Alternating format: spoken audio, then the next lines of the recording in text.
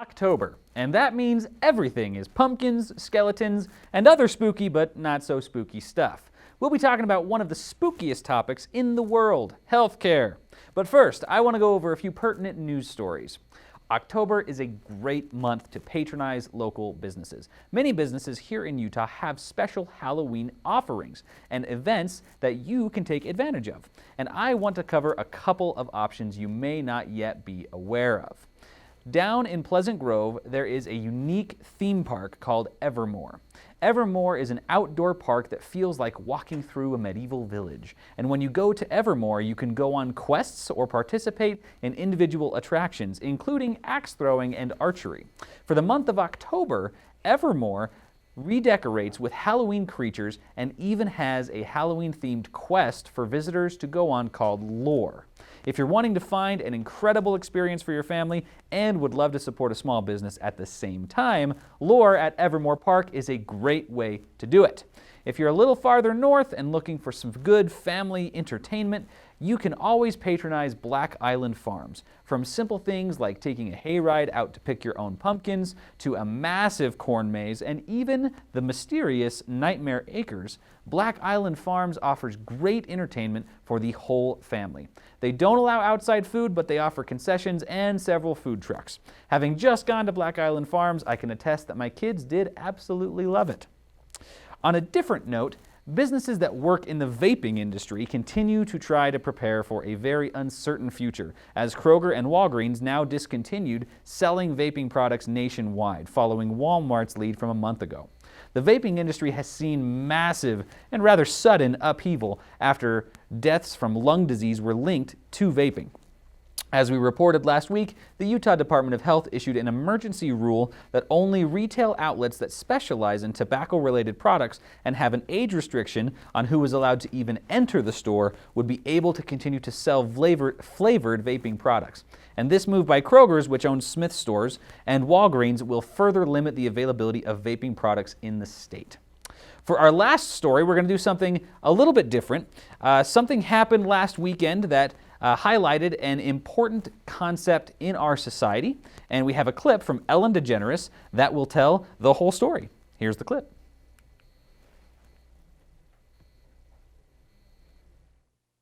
So I want to talk about something that happened this weekend. I know it's Tuesday. Sometimes I like to ruminate on things all day Monday so that on Tuesday you hear about it. This weekend I went to Dallas for the Cowboys game. And thanks. And it may not seem like a big deal for a celebrity to attend a football game, but I never leave my house, so it is a big deal. I go through the drive-thru at Wendy's, so I only have to see one person. I'm that kind of person. So there were 100,000 people in this stadium. Beautiful stadium, by the way, that Dallas has. So Portia and I were invited by Charlotte Jones. She's the daughter of Jerry Jones, who owns the Dallas Cowboys. And we went because we wanted to keep up with the Joneses.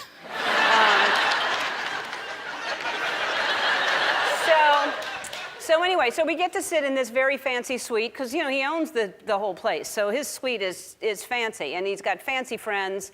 And I don't mean fancy like Real Housewife fancy. I mean like fancy. Look, I took a video of who was next to me.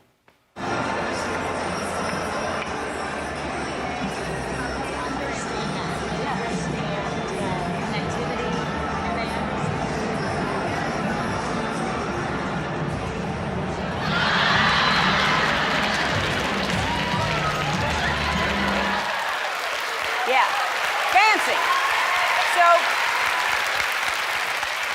So that was Portia, and that was Charlotte Jones. Portia was talking to, and George W. Bush, and then in front of us was the tallest man in the world. And so I've got to say, when we were invited, I was aware that I was going to be surrounded with people from very different views and beliefs. And I'm not talking about politics. I was rooting for the Packers, and get this, everybody in the Cowboys suite was rooting for the Cowboys. And so I had to hide my cheese hat in Portia's purse.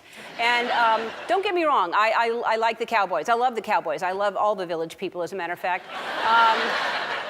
But Aaron Rodgers is a friend of mine. He's the quarterback for the Packers, and so I'm sitting in the Cowboys suite, the owner of the Cowboys, and secretly cheering every time the Packers scored or every time another whistleblower came forward. And the referees, you guys, the referees. But during the game, they showed a shot of George and me laughing together, and so people were upset. They thought, why is a gay Hollywood liberal sitting next to a conservative Republican president? Didn't even notice I'm holding the brand new iPhone 11. And, but a lot of people were mad, and they did what people do when they're mad. They tweet, and but here's one tweet that I loved. This person says, Ellen and George Bush together makes me have faith in America again. And exactly. Here's the thing. I'm friends with George Bush. In fact, I'm friends with a lot of people who don't share the same beliefs that I have. We're all different, and I think that we've forgotten that that's okay that we're all different. For instance, I wish people wouldn't wear fur. I don't like it, but I'm friends with people who wear fur. And I'm friends with people who are furry, as a matter of fact. I have friends who should tweeze more. And I have, but just because I don't agree with someone on everything doesn't mean that I'm not going to be friends with them. When I say be kind to one another, I don't mean only the people that think the same way that you do. I mean be kind to everyone. Doesn't matter.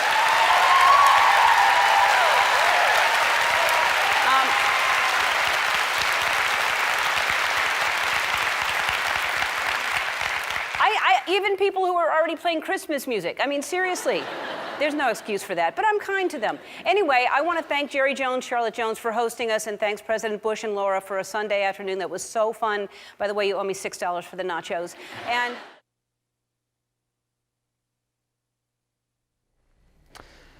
Honestly, I think she said it better than I could, so we'll just move on from that. As I mentioned at the top of the show, we're talking about healthcare today, and our first guest is Joe Rangel, back from 2 Evolve Coaching to share some more wisdom to help all of us become more mentally healthy. Joe, thanks for being here. Thanks for having me, Cameron. All right, so Again. yes, again, I am very excited to make this a continuing thing. So last time we talked, we decided that we wanted to do another interview style where I could ask you some questions about things that you've faced in your coaching in your coaching experience. And so with our theme today being health and health care, there have been a lot of studies that have shown a correlation between entrepreneurship and mental illness. That doesn't necessarily mean that crazy people start businesses. It means that people start businesses and then become crazy. So my question to you is, in your coaching, you've coached so many different types of business owners from different backgrounds. Would you say there are a few issues, mental health issues, that come up the most frequently? I don't know if I designate them as mental health because, of course, I'm actually not a doctor, so I wouldn't be able to call that. Challenges, though, yes. One of them, interestingly enough, you just brought up today. Polarized black and white thinking is probably the biggest cause of stress, and heart disease, cancer can kind of just permeate things from there, because when we get stuck on a polarized thought, then we have to be right. And when we get stuck on being right, we get to make everybody else wrong. And that could be something as simple as driving down the road and getting road rage, getting mad at somebody that will probably never see you or hear you. Just the people in the car or on the phone get to actually hear you. Things like that, or it could be an opinion about how an office is run, or it could be an opinion about how this show is supposed to be put together. That's usually the start of pretty much everything that creates stress and frustration in a person's life, because once we get polarized, we can't let go. 95% of the population cannot separate their ideologies and opinions from their self-worth. So once we get attached to an opinion, it's really hard to let go of it, even though it's just an opinion, not who we really are as a person. That would, to me, would be like the number one. Interesting. So I've never thought about that in the context of running a business. Well, it affects you at home too. So you think about getting mad at kids, getting mad at spouses, things like that. And when you're doing an at-home business as an entrepreneur, your life affects your business.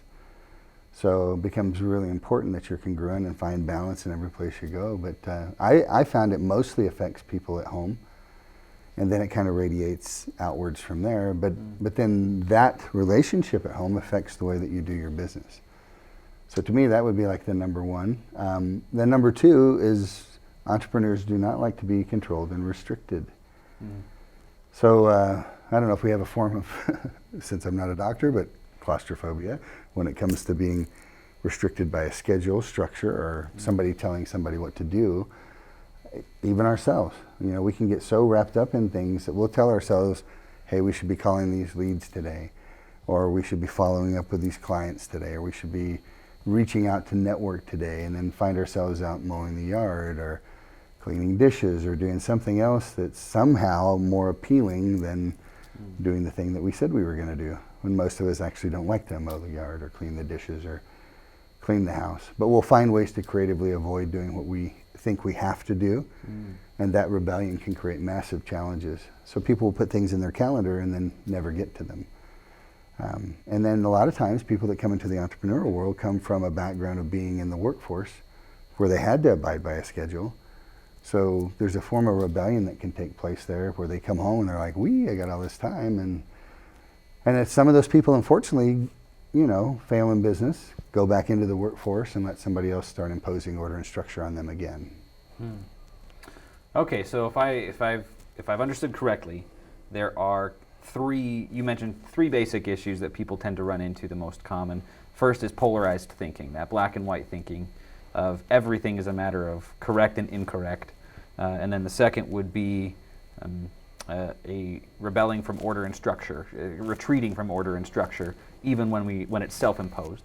And then the third would be not really knowing how to handle the newfound freedom, not being able to manage the newfound freedom. I would classify it in the rebellion. The third biggest one to me, is getting attached to fantasy outcomes. Oh, okay. So let's say as an entrepreneur, you start your business and you're like, I want to make $1 million this first year, and that's not really on track with the activity that you're doing. Then you're going to get massively disappointed at the end of the year because you didn't achieve your daydream. That's basically what it is. If you don't create a plan to get where you're going, you're just going to be frustrated all the time. So I kind of don't mean to disagree with you. But no, that's a great... That would be the third one. The other one would kind of go in with... That would all be part of that rebelling. Order and structure. Okay, yeah. Gotcha. That makes sense. So kind of working backwards then, because I like what you just mentioned about fantasizing a specific outcome. What would you, if you could explain very quickly, the difference between fantasizing and goal setting? So goals, they can be very similar, but usually fantasizing is being attached to an end result without creating a process to get there. So what we teach is, you can fantasize, you can go out and dream, you can have this beautiful pie in the sky dream, but then reverse engineer your way back to today. And what's it going to take for you to achieve that? And you might find that, I'm not willing to do the work, or that's actually an impossibility within that time period. Your goal might need to be shifted out by a year or 6 months or whatever the case may be. But the thing is, if you focus on the millimeters every day, the little things that move you towards success every day, then you're working towards a goal. If you're sitting around thinking all the time, wow, I wish I were a millionaire, and then I'm not, then you're going to be massively frustrated all the time. It's like somebody losing weight. You know, if they decide to let go of weight and they walk around looking at the scale every day, they're probably going to get disappointed. But they start drinking water, you know, exercising a little bit, eating more healthy, moving around, then they're actually going to little by little start creating a lifestyle that allows them to be that. And then that's the focusing on the process. Okay, so it's about where your attention and efforts are placed. Right. You know, is it in the minutia, the millimeters that you mentioned, going day after day, just establishing the right habits, the right patterns? So that goes into the second one, which is those patterns and those habits. How do I want to phrase it? I actually have a couple questions I want to ask. Ask anything. So, all right, first one on this one. How does someone who is retreating from that structure and who wants to be, free flowing and have, that autonomy, if you will, how do they get themselves to engage in the routines that they have to engage in? So first thing I think I mentioned on the last segment, awareness, choice, and time. So becoming aware that you even have a thought. Most people are running around bumping into walls, not realizing why their head hurts. If you start to become increasingly aware of the thought process that's driving a behavior pattern, then you can start to make a shift. One of the things that's really important is, because entrepreneurs don't like to be controlled or restricted, is to start working with languaging. So languaging would be choice. I get to do these things, I want to do these things. Or sometimes just removing the have to helps everything. Think of how many things that, even if you don't feel obligated, throughout the day, you could be saying, I have to go here, I have this appointment, I have to do this, I have to be on this call. And you don't have to do anything. Everything is a choice.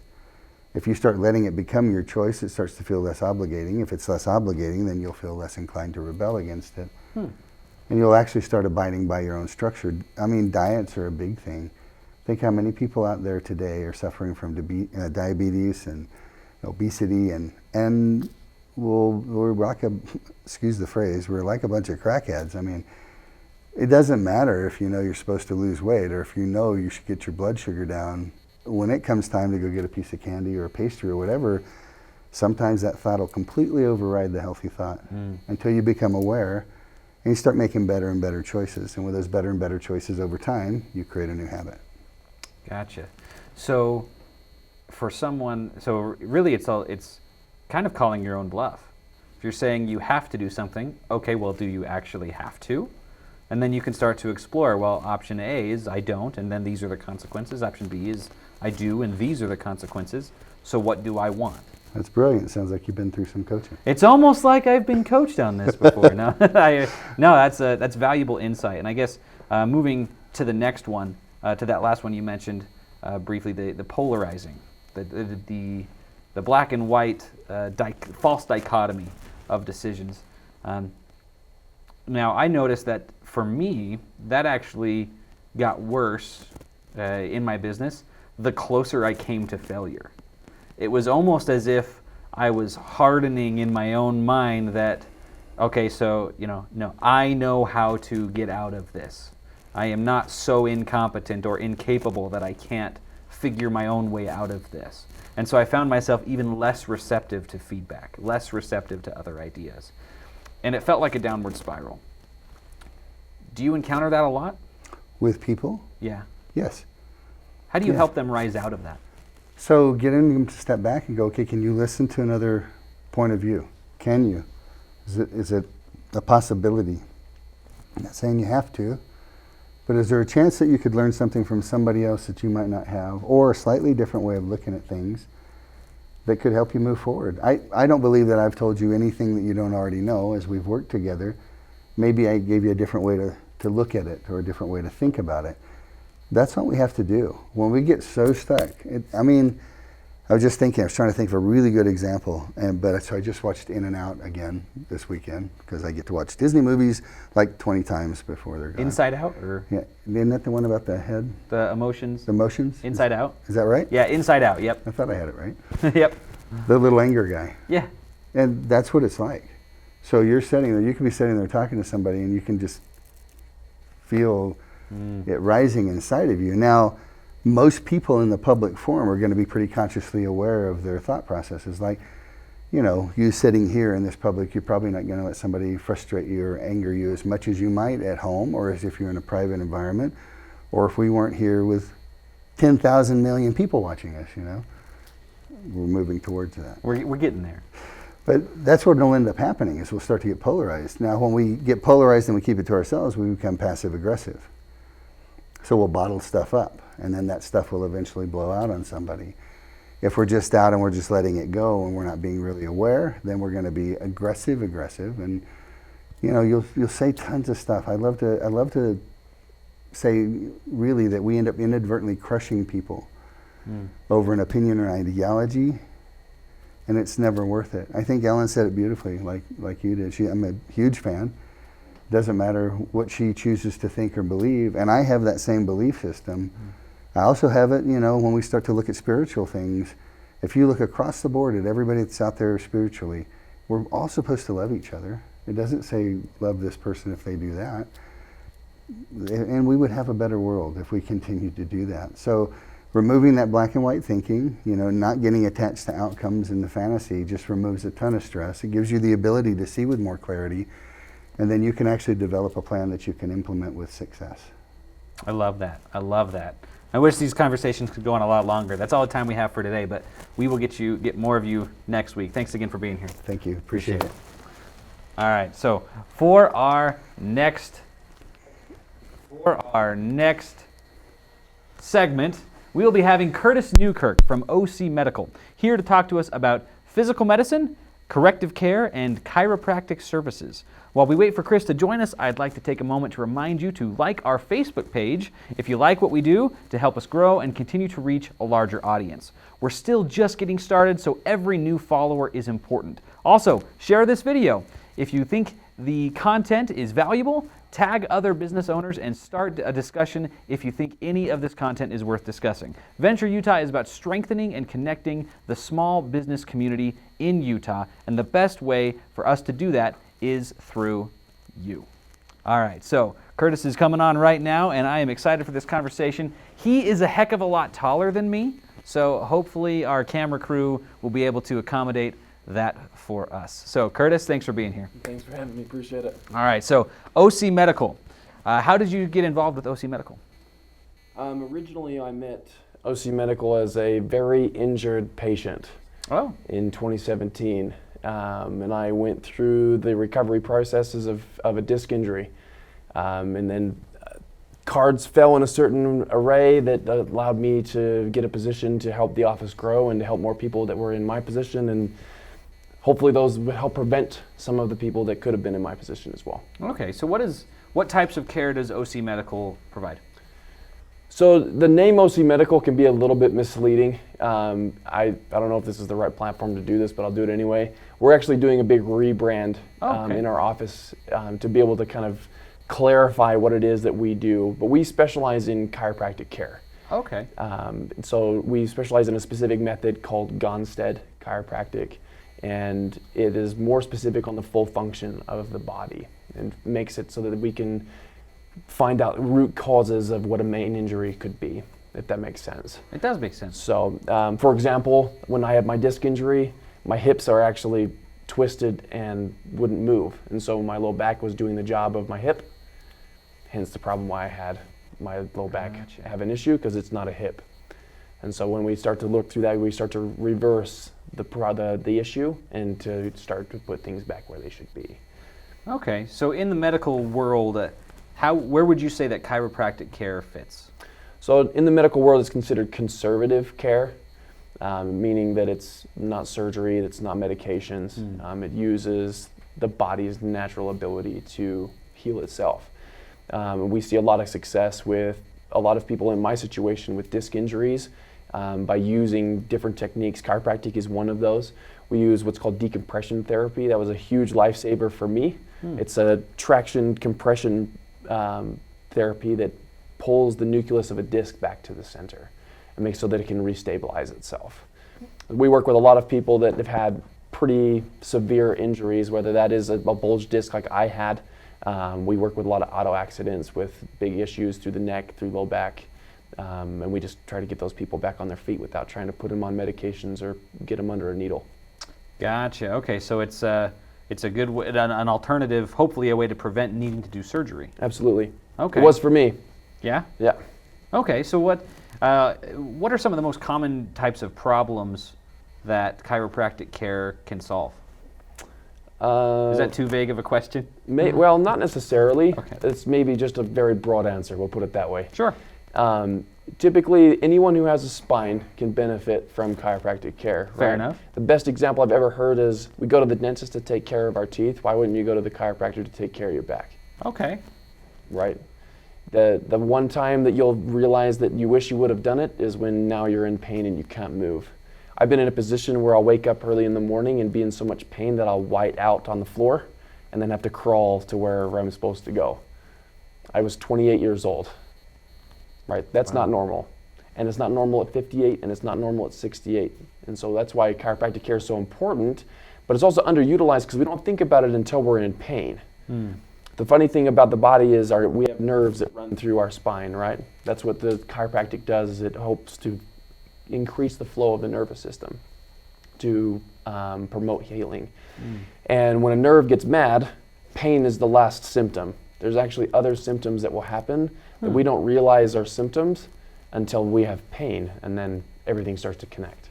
Well, I'm curious what those symptoms are. I'm also terrified to find out. So some of the more common ones with a neck issue is acid reflux. Oh. It's again, not exactly 100% connected, but if you look at a nerve chart, it is a possible symptom of having something happen through the cervical spine. In the lumbar spine, so the low part of the back, just above your hips, a common side effect is a tight SI joint or hamstring muscles or IT bands, so right through here. I know a lot of people that have got tight hamstrings, but may or may not know that they have a low back issue. Before I was in my worst state, I just thought my hamstrings sucked and they just couldn't move. The fact of the matter is there was a lot more going on there than just having tight hamstrings. Wow, you just like nailed two of the things that I struggle with a lot: acid reflux and IT band inflammation. Now again, like I say, acid reflux can be connected to that spine. It could also be connected that you eat too much bread. That's possible. I eat more spicy food than bread, though. I'm a really big spicy food junkie. So the only thing, we do some nutrition in our office as well. Okay. And one of the things that's common is the carb intake that we do is so heavy. And whether that's with potatoes, whether that's with bread, whether that's with chips, whatever it could be, we don't allow our body to digest those fast enough. And that can lead to acid reflux, it can lead to bloating, it can lead to lots of other things as far as digestion is concerned.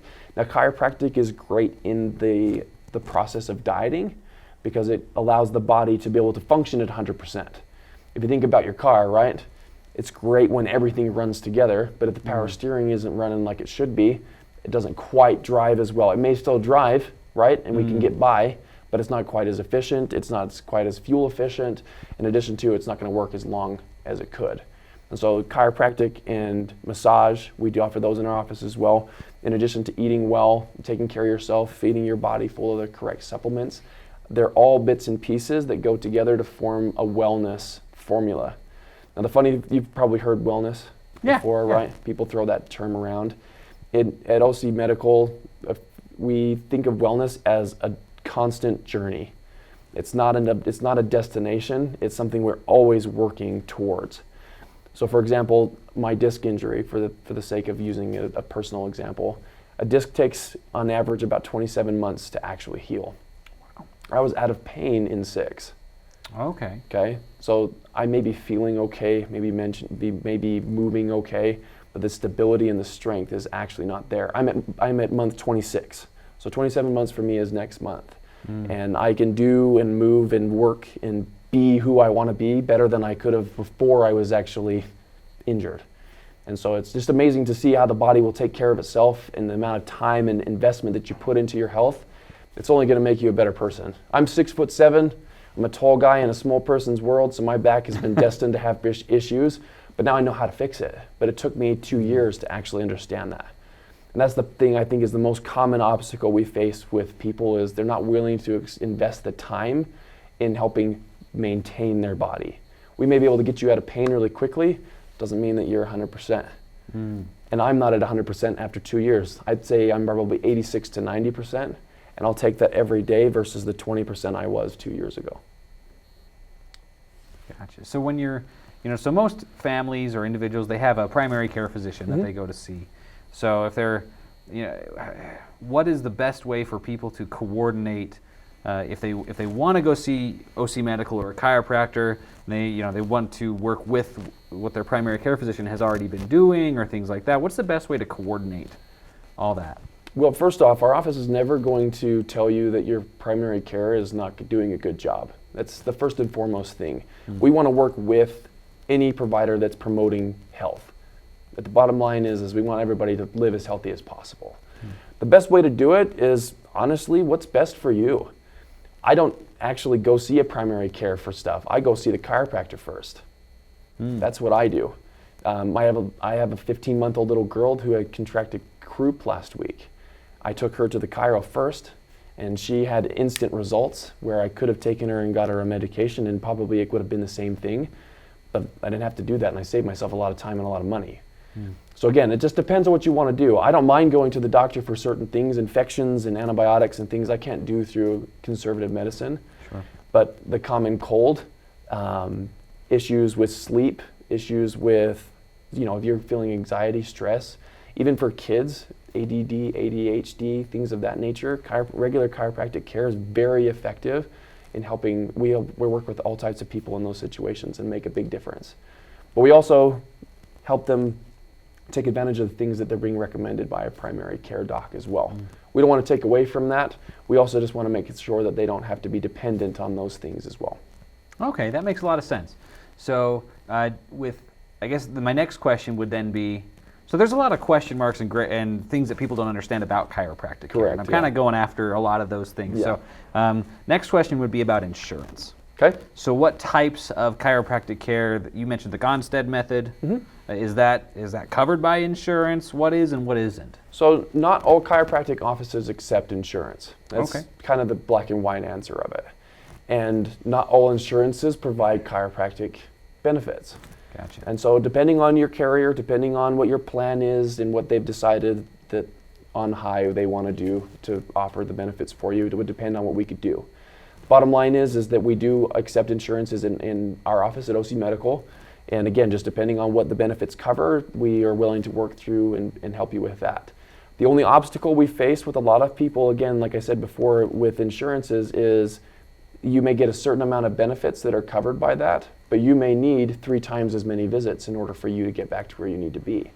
So a lot of people will use their insurance to kind of get the ball rolling, and then we'll handle the nitty-gritties at the very beginning, because there's a lot of compensation patterns, there's a lot of habits that your body can be in. In addition to there may be scar tissue we've got to start to break down, and so we got to work at that harder. And so people will usually use their insurance at that point for that because it's more frequent. 3 times a week for an X amount of weeks. From there, then it's a matter of just wellness care, keeping yourself up and running. So that could be 1 time a week, 1 time every other week, and then we just kind of maintain that. And typically our patients will pay cash for those because it's cheaper than paying for their insurance for every single time. It just depends on what it is. But we do accept a lot of insurances. We work through the VA as well. We work with a lot of veterans, and we do accept Medicare in our office too. So we work with a lot of people through Medicare. And we want to help as many people as possible. And sometimes my insurance didn't cover anything. So I paid cash. It was the best $5,000 I ever spent. And I'd spend it again because it costs 6 times that to get back surgery. Yeah, $5,000. That would be a very cheap surgery. Yes, so yes, it would. Yeah. That's not a bad deal. Not a bad deal at all. Absolutely. Well, and in hindsight too, it's all about function and it's about stability. And sometimes the surgery will take you out of pain, but that doesn't mean that you function well, and it doesn't mean that you're stable. And that's what we try to do best, is try to make people be able to live their lives in a strong and healthy way. I like that. I like that a lot. Well, that's all the time we have for today, Curtis. I really appreciate you being here. No worries. Thank you so much for the opportunity. We appreciate it. This was an awesome conversation. Thank you. No worries. All right. So, for our last segment today, we will be joined by Chuck Moore from Intermountain Senior Solutions, who is a Medicare expert. Chuck will be giving us an introduction to Medicare, and I'm excited to have him on the show. But before we have Chuck join us, I want to say a quick thing about being on Venture Utah. If you would like to become a guest on Venture Utah, you can go to our website, ventureutah.com, and click on Become a Guest. There's a very simple form that you can fill out there, just your name, your company information, and what segment types you think that you would be a good fit for. And if you fill that out, it will get an email notification, and we'll read through it and contact you when we have a segment that we feel like fits your business. Also want to do a quick shout out to Robin Hood Studios, the very studio that we are filming here this episode of Venture Utah. You can actually utilize our studio for your video content. You can come in and film with us. We can do that in hour-long slots. And you come in, you film for an hour. We film however many videos you're prepared to film in the hour. We do all of the editing and send the videos ready for you, ready for upload for a flat rate of $300, which is unbeatable. Trust me, I've looked at what my competitors are doing. Chuck, thank you for being here. Well, thank you for letting me be here. Great to have you. So, Medicare. This is really, when people think Medicare, it's just a giant question mark in their brains. So, first question, how does Medicare work? It's confusing. Okay. Second question. You must be an expert to understand it. So let me tell you. Okay. First off, you have 4 parts of Medicare. Medicare Part A, Part B, Part C, and Part D. Part A and Part B is original Medicare. In 1964-65, there was a crisis looming in the United States, I guess you could say. You have an aging population with very little way for this aging population to obtain health care. The average thing, you had a problem, what'd you do? You go to the hospital. Hospital stays were out of control. And there was no way to get hospital insurance for this aging population. So the government put together Medicare with the intent of having hospital insurance, Part A. That was what the intent was. Well, that intent changed, and they said, you know what, there is still the need for the doctor, you know, and at the time, the average doctor was just your family doctor. That's who you went to see. And then you'd have maybe a surgeon, but frequently, family doctor did the surgeries.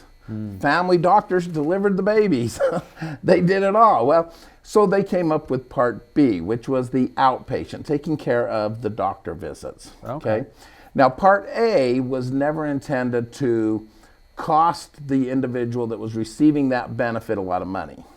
And the reason why is you pay a Medicare premium every time you get paid. 1.45% of every penny you make is getting taxed, and it's Medicare tax. And that is basically your Part A tax. So if you have worked for 10 years, you don't have to pay Part A premiums. So that's kind of nice. You've got your hospital insurance taken care of. Part B, they said, okay, not everybody, at the time you're thinking the important thing was hospital. So Part B insurance was for outpatients, for doctors' offices. People may not want that. So we're going to charge them a premium. And it was a pretty low premium at the time, and now it's still relatively low, $135.50. Is the standard Part B premium. Is that monthly? Monthly. Monthly, okay. And that comes out of your Social Security check for most people. So it's not a huge dollar amount when you can consider insurance for my family would cost $1,200 to $1,600 on the individual market. Yeah. And my family consists of me and my wife. Okay? So I would kill for $135.50 a month. That's awesome. But quickly you realize as the healthcare's changed, okay? It used to be you went to the hospital and you stayed there for a week or 2 weeks. In 1986, my father had an open heart surgery. He was in the hospital for 5 days. I want to say it was about 2003, 2004, he had another one. He was in the hospital for 3 days. He's 17, 18 years older, and yet in the hospital for that much shorter of a time. Technology's changed, treatments have changed, so things are much better in the healthcare world. People are not hospitalized for weeks on end as a rule. The average hospitalization is 2.6 days. So now hospitalization's not as critical. It means outpatient becomes much more critical. Outpatient, going to your doctor, going to a specialist, going to having an outpatient surgery. Most surgeries are now done outpatient. You go home, go get the surgery done, go home and get taken care of by your family, which controls costs again. That creates great thing, but you're paying 20% of the cost of that outpatient, and you're paying a deductible of $1,380 for inpatient every time you use it. So your cost can go up when you're actually using it. Gotcha. And that's what becomes so critical with finding ways to control costs. In 2005, Congress decided we've got a new problem on our hands. In 1965, you know, you'd go and you'd get your prescription and it was, you know, 50 cents or $1. All of a sudden, and you were taking 1 or 2 drugs. Well, now as time goes on, medicine's changed, and now, I mean, it's not uncommon for me to have individuals that are taking 7, 8, 9, 10, 15, or even 20 prescriptions. Wow. So how do they afford those prescriptions? Especially when they might cost $1 or $2 or $2,000. So Congress once again said we need to come up with something to help our aging population with their prescription drug costs. And that's where they came up with Part D, which is for prescription drugs. And it's an optional program, but if you don't get in it at the start, then you pay a penalty later on when you do get on.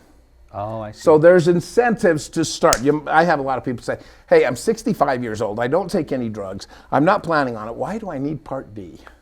Because if you wait till you're 70 and now all of a sudden you find that you need some of these medicines and you need a Part D prescription drug plan, you're going to pay a 60% penalty every single month. Ooh. Based on the cost of a prescription drug plan. And so what would be $30 now becomes $50 real quick. And so let's, on the concept, once again, insurance, spread the risk out amongst a population so that those that are not big users help to pay for those that are. And when they become big users, there's that risk pool in place. Gotcha. Okay, so okay, then you've got Part C. Part C. I was wondering. I was going to ask. Okay, I skipped it. I was going to ask. Well, around 2003, Congress decided, you know what? Maybe we can find a way to do this Part A and B better.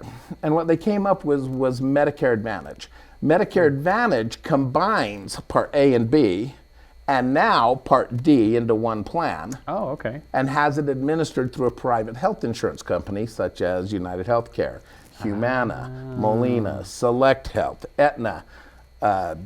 These are companies that everybody's heard. Anthem. Sure. You've heard these company names. You know them. You've had them for your health insurer through your employers. But now they're actually in the Medicare arena, and they become the insurance for individuals that are on Medicare. And they provide additional benefits. Besides all of the benefits that Medicare pays for, they will provide additional benefits such as over-the-counter items. Quarterly over-the-counter little pot that they can pull from. Sure. To buy over-the-counter items. They also get some dental maybe, or some vision benefits, some hearing aids.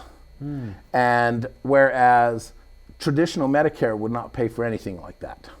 Gotcha. My favorite benefit is the health and wellness benefits. They've got silver sneakers is the most common one. It's a free gym membership. Oh. But it's better than a free gym membership because most plans that have silver sneakers or something like it, Silver and Fit, MyRenew Active, these are all things, they've got contracts with all these different facilities. As a member of that Medicare plan, you can go to the gym, say Vasa Fitness Center, and use it for free. But you decide I don't like Vasa on Tuesdays, so I'm going to go over to EOS, which used to be Gold's Gym. Or I'm going to go to 24 Hour Fitness. You can go to a different gym every single day. They also have places like the Clearfield Aquatic Center. Yeah. The Roy Recreation Center. A lot of community-based recreation centers are contracted as well. And it doesn't cost you a thing to use those. Wow. And that's what's so great about a Medicare Advantage plan. The concept is to improve the health of its members, to keep them as healthy as possible. And if they will continue to do, the things that they put in place, they're going to ensure a longer, healthier life. That is really cool. So A is outpatient, or inpatient. Inpatient. B is outpatient. Yes. D is prescriptions. That's right. C is everything and more. Exactly. All right. I got it. You got it. It's like they put it out of order, though. They really did. They really did. But it's kind of the way it works out. Then you've got things like Medicare Supplement, which will pay what original Medicare doesn't pay, but you pay a large premium. Sure. So when you have somebody that's on a fixed income, finding ways to control their costs without having a huge monthly bill is very important. So you find that even with all the benefits that Medicare Advantage comes with, is it still more affordable for seniors than other privately available health insurance? For most. For most? For most. It takes somebody literally like me, this is going to sound arrogant, but it takes somebody that understands how Medicare works, is willing to sit down, take the time to find out what an individual's needs are. I have one client who we sat down, went through her stuff, and we were going to go with a Medicare Advantage plan. And then she said, well, I do. How much is it going to cost for me to go and get this Remicade treatment? And I said, okay, I'm not a doctor. Refresh me on what Remicade treatment is. Remicade is a very expensive infusion. It's similar to chemotherapy. Oh, okay. She has rheumatoid arthritis. She goes every 6 weeks and gets this infusion in the doctor's office. Because it's an infusion done in the doctor's office, it's considered a Part B drug or an outpatient. So it costs her 20% of the cost of that drug. And that drug costs over $10,000 every time it's done. Oh my gosh. Thank you very much. So I said, we're not going to put you on a Medicare Advantage plan. We're going to put you on a supplement. And I looked at the different supplements and I showed her what would be the least expensive for her and provide her with the most care. And, you know, she now pays about $150 a month. But every 6 weeks, she goes and gets this treatment that would be costing her $2,000. That's amazing. And it takes somebody that will sit down, you know, and here's the real problem in the U.S. We have an aging population. Baby boomers started turning 65 a couple years ago. So we've got 10,000 people a day turning 65. Well, with 10,000 people turning 65 every single day, you've got to have those people taken care of with their health care. Now, these individuals are used to working for a company. Every year they have their open enrollment for their health insurance benefits. And they've got their human resources department that sits down and says, here are the choices you have with your insurance. And they explain the benefits from one company to the next. And then they retire and they're 65 and they go on Medicare and they say, here you go. And there's no help. Gotcha. Once again. And you see all these ads on TV. Call in and 1-800-MEDICARE and we can help you. Well, guess what? You're talking to somebody that's had a 2-week course on Medicare and the products that they have. And, you know, the concept is get as many in and out on the phone as possible. My concern is getting them in, getting them taken care of with the right plan, and then providing the service ongoing after they're on the plan. Because there's a lot of questions that come up along the way. That is awesome. This has been a wealth of information. If people want to get in touch with you to learn more about this and possibly utilize your services, what's the best way? Well, best way is to call me. Okay. My number is 801-698-3625. Got a website, intermountainsenior-solutions.com. You can go on my Facebook page, which is Chuck Moore Insurance. You can email me at chuck@chuckmooreinsurance.com. Whatever it takes. Sweet. And we've got I think we've got a lower third that had the contact info up, so people will be able to get in touch with you. This was fantastic. Thanks for being here. Awesome. Thank you very much. Appreciate it. All right, that is it for our show today. So I hope that was helpful. That was a lot of information for me. I'm very grateful to Chuck and Curtis and Joe for being here and walking us through those different topics. Just a reminder, if you like what you've seen today, please like our Facebook page and share this video. And feel free to ask any questions in the comments. If you have topics that you wish we would discuss, put those in the comments and we will get to them as soon as we can. Thanks again. For Venture Utah, I'm Cameron Porter.